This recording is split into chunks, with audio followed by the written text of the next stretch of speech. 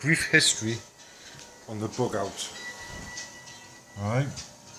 And what I perceive as the bug out. I could be well wrong here. Right? As far as I'm concerned, as far as I can remember, the bug out became a term in the Korean War. During the Korean War, right? Which was basically World War II just moved into Asia. Cold War, hot war, doesn't matter what it was, right?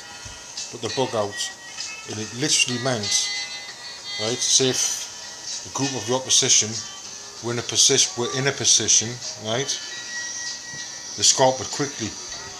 Not to say if it was an artillery position, right?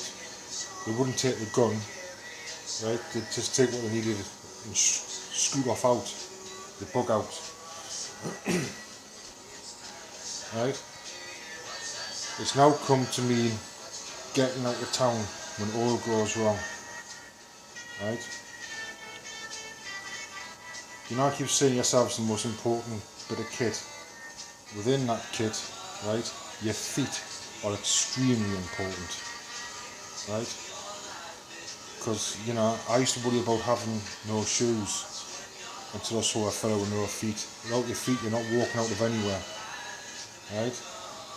And just a little tip on the bugging out.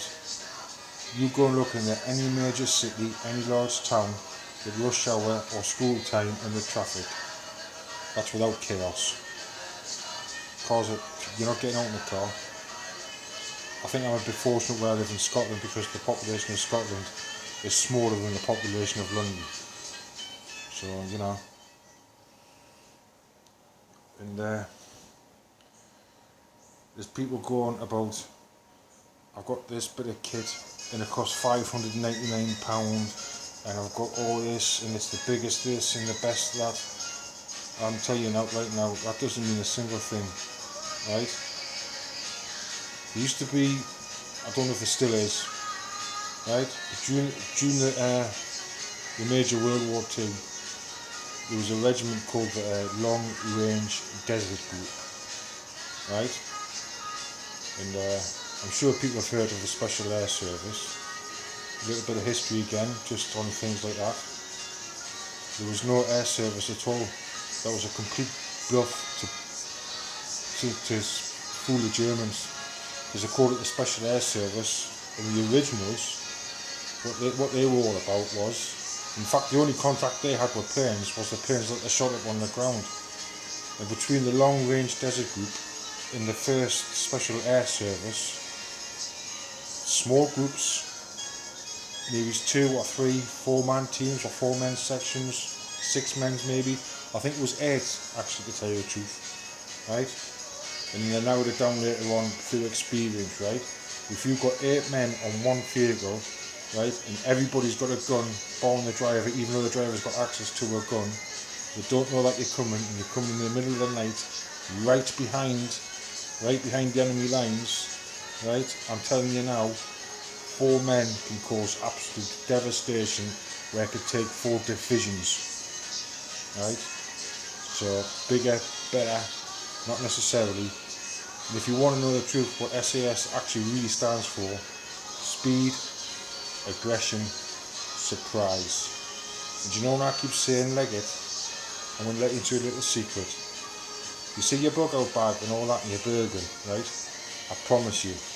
You see, if you ever come into contact, your Bergen's the first thing off your shoulder. You get down, you kneel into the enemy, right? And what the boys do is they let loose with almost everything they've got, right? Then they hightail it out of there with minimum kit. Okay? Speed, aggression, surprise. Originally it had absolutely nothing to do with airplanes apart from the airplanes that used to attack. That are called Sterling. If you're interested in it, you should look it up because it's interesting how it got on. Right?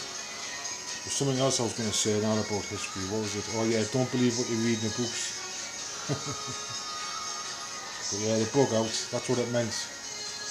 It meant some enemy position or your position had been compromised and you had to hightail it out of there.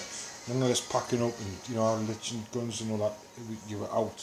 you took your sidearm and your minimum kit and you got out of it. Just another thing on bug out bags, right? This is my thing about bug out bags. I'm going to show you, like I said. Right, just 1 second, because I'm looking at that.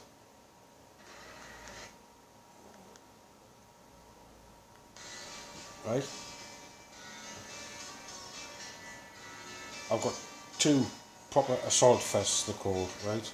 One's a British Army, well actually it's not a proper one, British Army one isn't a proper one, it's I got semi-conned, it's Combat UK, I bought a Bergen